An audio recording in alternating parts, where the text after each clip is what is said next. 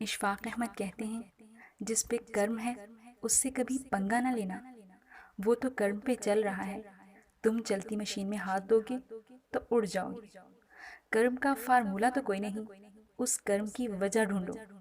جہاں تک میرا مشاہدہ ہے، جب بھی کوئی ایسا شخص دیکھا جس پہ رب کا کرم تھا، اسے عاجز پایا، پوری عقل کے باوجود بس سیدھا سا بندہ، بہت تیزی نہیں دکھائے گا، الجھائے گا نہیں، رستہ دے دے گا، بہت زیادہ غصہ نہیں کرے گا، سادہ بات کرے گا۔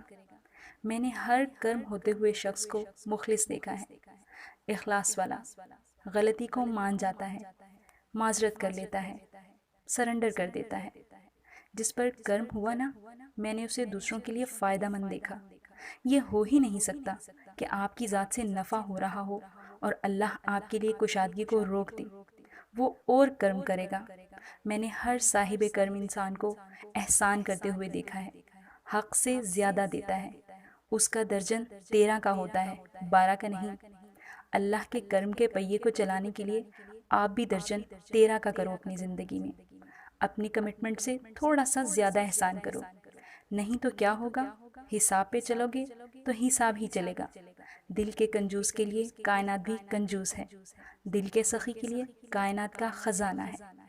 جب زندگی کے معاملات اڑ جائیں، سمجھ جاؤ تم نے دوسروں کے معاملات اڑائے ہوئے ہیں۔ آسانیاں دو، آسانی